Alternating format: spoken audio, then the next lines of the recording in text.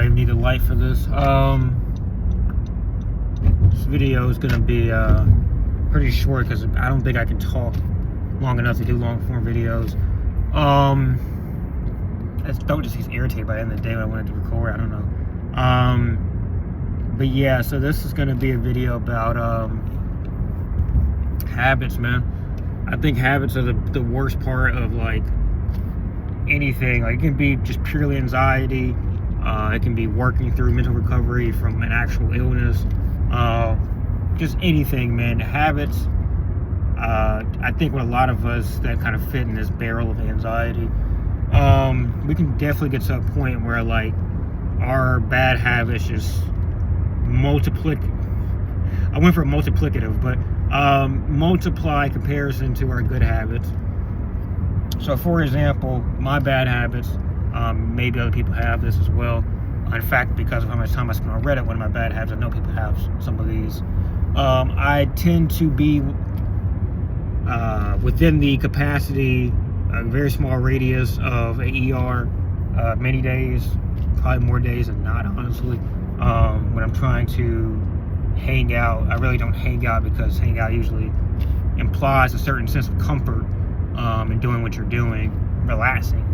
And I'm instead just sitting in my car as I am. I actually am just now driving from, basically, I'm doing this right now. I'll go, maybe 9 or 10 p.m., go to a park that's about 3 minutes from a hospital, 4 minutes maybe. And that's like the place that I find comfort in going to quote unquote, again, hang out, which really is just be out the house where it's scary and there's nobody there in case something terrible happens to me. If I'm in public, at least there's a percentage of a chance that somebody would know. And that fear can directly be correlated to a fear of going to sleep by oneself, which is what I have. Basically, I live in a one-bedroom studio apartment. I live by myself. I don't really have any neighbors that I can really call on and help or anything like that. And in that, just entirely afraid of kind of something happening when I go to sleep. And that stems from a fear of a lack of control. So in many things that occur physically for me, whether because of anxiety or a potential actual disease, it's called SIBO, which is just like small intestinal bacterial overgrowth that I'm looking to take medicine for currently, which that's another fear of itself, but I haven't finished the fear control point yet. The point being, in taking this medicine, obviously all medicine pretty much has some side effect. So the fear of lack of control here is that basically I can take this pill and virtually anything could happen. And I mean, really, like with certain antibiotics, ones that can pervade throughout your entire body, some are only localized, but with this one, it's called metronidazole or Flagyl, for anybody who wants to relate. Do not give me any of your horror stories about that fucking drug. I got 7 days left in that fucking thing, so I don't want any horror stories about what you've had happen with that damn drug. I'm just taking a lot for you to push this fucking thing. Anyway, so with that being the case, I have to take it 3 times a day. So you pretty much have to take it at some point that's going to be close to bedtime where you cannot monitor what happens. And that's fucking horrifying. And that's a lack of control. Even though I've already taken it now 3 or 4 times. And at the very least, I won't have an allergic reaction to it, which is typically the worst thing you can have happen, typically with the medication. At least more benign medications such as antibiotic. Obviously, there are more serious medications that can cause more serious potential side effects. But I pretty much, if you take it one time, I don't know if you can possibly, I don't know if it's humanly possible to get an allergic reaction after taking it and prove that you are not allergic to it. But there's tendonitis right there in my left ear. That's cool. That's amazing. Tendonitis is like a ringing in your ear. Not something that I'll go into too much further because I don't want to get anybody in scaries, but it comes and goes. So yeah, at this point, what the fuck was I talking about? Oh, fear, lack of control. Yeah. So fear of medication, pretty much, you know. And you know, Drew Linsalata from the Anxious Truth podcast actually has like a lot of pretty good content about a lot of just anxiety stuff in general. The Anxious Truth, though, there's one episode, I don't remember the name of it, but he's basically saying like the fear of all these different things are basically a fear that stems from one fear. Now that doesn't have to be the same fear for everybody. Fucking acid reflux. But for me, it's pretty much a fear of death. I mean, that's like where it comes from for me, and I'm pretty sure anybody else with health anxiety. I'll just let you know one of my triggers, matter of fact. So that stumbling, I went to speech class as a kid. I have very big lips, and I've stuttered before, like many times in my life. I've had speaking, I don't want to say flows like I'm a rapper, but like my speaking coherence, it does vary, you know. It's now 12:07 a.m. I got 3 hours of sleep, 4 hours of sleep last night. Like, it's all reasonable reasons why I may stumble over my words. I'm highly stressed every single day with health anxiety and the SIBO horse crap. There's a million reasons why I may stumble over my words, but for me, as you may see, or you may have seen discussed by other, I'm not really a therapy channel here, but there's therapy channels that have been out there. You think of stumbling over your words as some bigger problem, and my therapist actually told me, you know, now I guess 2 days ago, you gotta find ways to take that down a little bit, like just lower the chance, the percentage, the market share, the pie chart that what you think is the worst fucking thing of all time. I at least be able to impart the chance that it's just something benign, as I just kind of did there for you guys. I don't normally do that. That's not like my normal thought process. My normal thought process is there's something terrible happening when I go into a stumbling flow, as I just did. So and that's a fear of a physical illness. I won't tell you what it is, but and that goes back to a fear. So like all this stuff like can be traced to a general fear, I suppose. I won't go back because I always find a way to go back and do a backstory again on all these videos, because I kind of think like every video could be somebody's first, but at another point you get to bloating. So these things, these fears have created habits, essentially. I've gotten to a point where I have a habit pretty much associated with every fear. And while there is one unit fear, it's like a unit party, one single fear that's the predominant one that is spawning all these other ones, there's different coping mechanisms I've now created for all these different derivative fears. So for example, I just went to walk at the park that I mentioned, and I before that I came from a nap. Basically, I woke up from a nap, and I went to go do my trash out. And you know, when you wake up from sleep, even if it's a nap, you do have some cortisol boost. You know, it's obviously more pronounced when you actually like are within circadian rhythm, you're sleeping, blah blah blah. But a nap can give you a little bit of that too. It's obviously like less pronounced, and for most people, most like not anxious people, you don't really like give a fuck about like that you don't notice it, right? But when you are anxious, as I am, you know, like I said, I have like a physical something going on. I don't know what it is. We're hoping it's SIBO, or I'm hoping it's SIBO, because it's something that can be treated pretty easily. These antibiotics that are fucking me right now. But more than likely, like the cortisol shit has been happening for me for well over 3 to 4 months before I really started having deficiencies from SIBO. So it's probably like with a very high percentage of a chance not something related to physical ailments. It's just more so that boost you get when you wake up, I guess can be misinterpreted to be something dangerous. For me, I've had a ton of sleepless nights, hardly sleepful nights, I guess I should say. And that also feeds a certain jitteriness and not really optimal body, I won't say management, but just performance, I guess is the word to use. So with that being the case, I wake up, I'm just like, I get like maybe a good few minutes of like kind of sitting up, or maybe, laying down, just depending on what's happening, and being able to like feel normal for a second. That's not every day, by the way. Sometimes I wake up and I'm already like, oh, my heart rate is like at 150. Because I guess it's panic attack, but it's not a nocturnal panic attack, which I have those. Like I've had like literally like I think 2 nights ago now. My heart rate is pretty low when I go to sleep because of the weight loss from potentially SIBO, potentially anxiety. Who knows? We don't know yet. It gets pretty low. It was low before, but it got lower. So we'll say like, usually it's around like 57-ish, 58-ish when I go to sleep.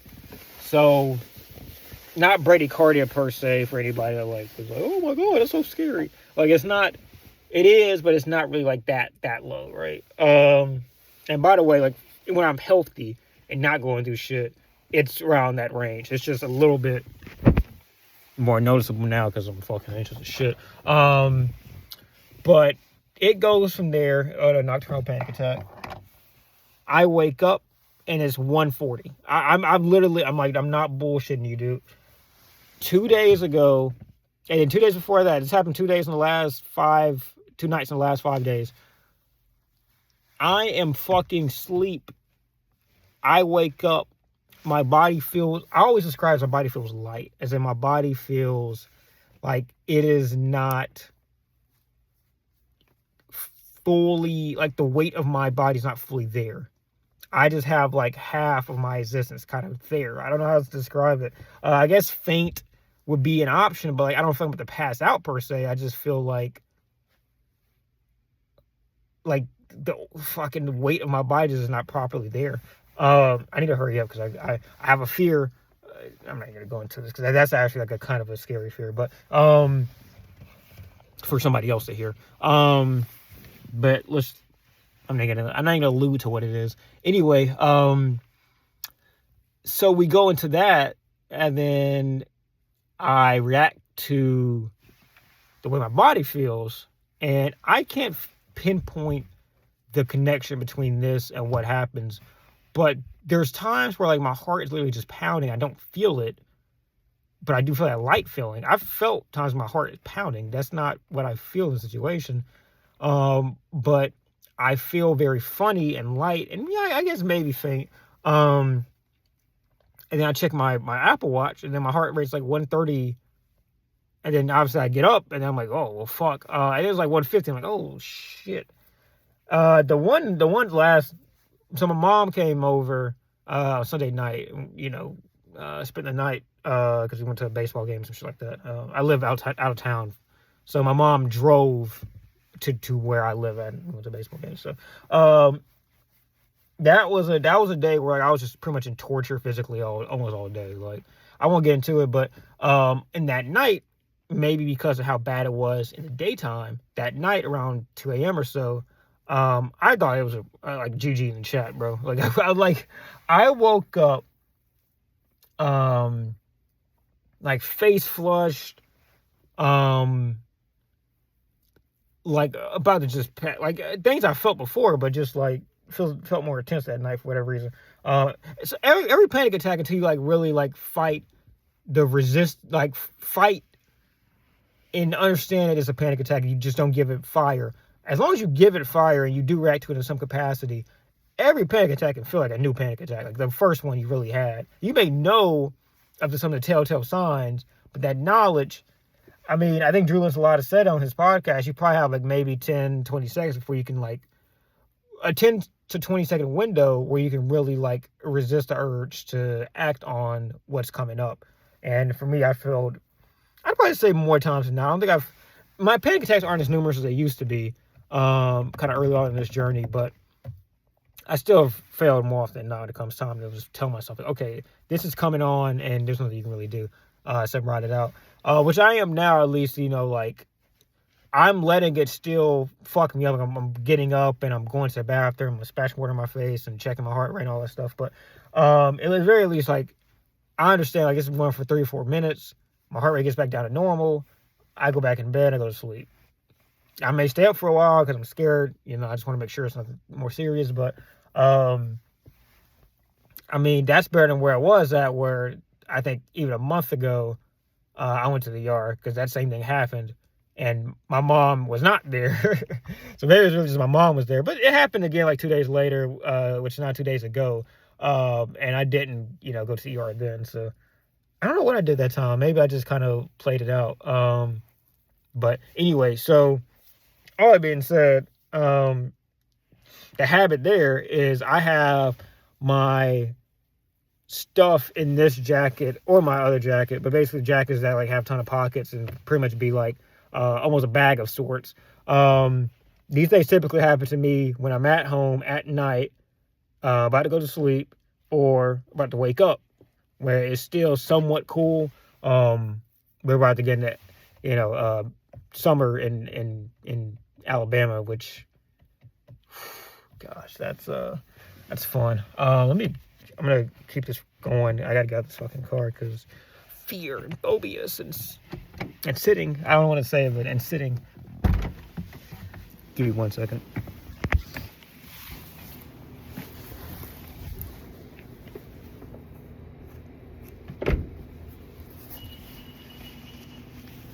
Where's the fucking car?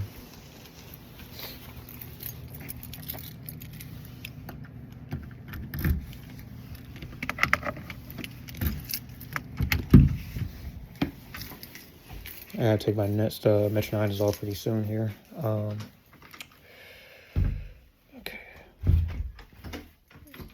All right. I just had to stand up. So, I mean, if you've done health anxiety, like, the fear that I was kind of alluding to. I think it's a few things for me. So I have, I thought it was kind of gray hair or some shit. Anyway, I always look to have gray hair on this. As you can tell, I'm just letting myself go. This is getting to a depression aspect almost, but we won't touch on that in this video. But yeah, so basically habits, right? So that's a habit, and it's not a very unhealthy habit because you don't really rest. Like if I am always, I gotta have my jacket here, I gotta have my clothes, and this is me walking through the actual process. I gotta have my clothes right by the bed. I need to know where those are at. I don't want to get too comfortable to go to sleep because I need to be able to jump up and go if something happens. You're not really resting, right? And you're also not really letting yourself experience that discomfort, of you're trying to maximize your percentages that you are going to be safe, which sounds good in theory, but the problem is that does not allow you to really break down the fear. Like, if you could tell yourself, I don't care where my wallet is at, where my keys are at, because I'm going to be able to wake up tomorrow in health and find them. That's a different statement than saying, I will have a very limited amount of time, if I do wake up with something happening, to go get my stuff together and drive myself. Or even just say, be able to get outside of the apartment while still in a functioning state. Because obviously if you're in the apartment and you are not in a functioning state, then you're in a problem. So it's kind of like you're setting a time limit on how long you have to do anything to help save yourself, not help save yourself in a situation. Which is not obviously a very positive message to your psyche every night. And that's how I am almost every night. And I think you've made the point as far as fears and habits, but I tell us to say that, like, working through those habits, those safety behaviors, is really the only way, I think, to get out of this. I can't think of another way to really circumvent. Like, if you can, let me know by all means. But I can't really think of another way to get internal safety and security. That's really what you lose in all of this. That's what I've lost progressively. But I've pretty much hit rock bottom, and I've been there for a while because I haven't really changed my behaviors. Like my legs hurt as they do because of different things, sciatica, potentially like vitamin deficiencies. Um, but because I sit all the fucking time and I refuse to stretch because stretching is a physical uh, activity that can potentially raise your heart rate, even if it's just like very low, like low energy, stretching. Then at least the sciatica part of that does not get much better. Now I think this leg pain is more because of the vitamin deficiency, but I've also been told to take my vitamins, and I'm scared of like putting too many things in my body at once. So it's still like it's the same problem of not wanting to change your habits, expecting something different to happen as a result. Um, but it doesn't. It doesn't happen. If you have your safety behaviors locked in, all you're going to do, like, only thing's going to change is like your self. Like, you're going to degrade. For me, physically, potentially degrade from not taking my fucking vitamins. Um, but even in like the safety behavior way, like, I would say like your thing is you always take your blood pressure whenever you feel like hot, or you always check your heart rate whenever you're walking, so you can like make sure that it's not too high, something like that. Very common mechanisms. Then you're never really going to feel comfortable like in either of those situations without having that device around. Unless you can tell yourself, I'm just like I don't give a fuck. Like, I'm just gonna like experience that discomfort and just go with it. So that's gonna be about it. I mean, like that's just another example. And keep in mind, like, these are things that like any seasoned therapist will tell you in the course of like if you like went up to them and like presented these problems, like they would pretty much tell you like it's ERP, it's a backbone of ERP, exposure, reaction, whatever the fuck, I don't know. It's ERP. Look up what ERP means. But the E, the exposure, and then the R, I believe, is reacting or reaction, something like that. Is it exposure, reaction, prevention? I don't know. Anyway, I know what it is. I just don't know the It's time for me to go to sleep, too. I'm sorry. The what acronym is, but ERP is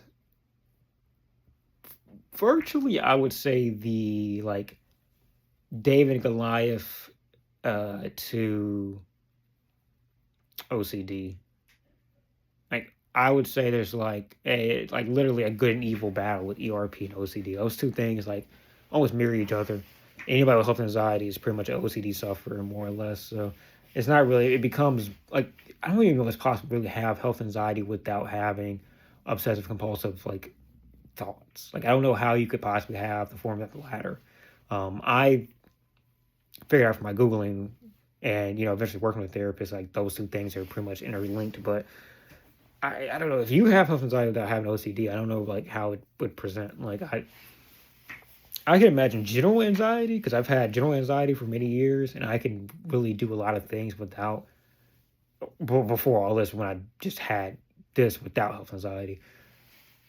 I could really do a lot of things without like doing the checks. Like I could go somewhere and be very anxious about being at a party or whatever, without having to like check my heart rate or check like who's looking at me. Well, I don't know, man. I think a lot of anxiety is kind of compulsive because I would go there at a party and I would be thinking in my head like, well, I hope nobody's like, you know, like thinking I'm like lame or look out of place or anything like that. And that's an obsessive thought. And I mean, I guess you just have a thought without the compulsion, I suppose, but I don't know. Anyway, that's it. I really just wanted to say, if you do have bad habits in the interest of protecting yourself from anxiety, just realize that it will never really work that way. Like you'll always need to break down those defenses in order to really heal the anxiety. You could work to get to a level of comfort with the anxiety to where you can start breaking those down, like have a comfort person, have a heart rate checker, whatever. But do understand like it's going to be an eventual leap that I myself am going to have to face pretty soon here because I got to get back right. I've been going this for like 4 or 5 months and it's fucking sucks.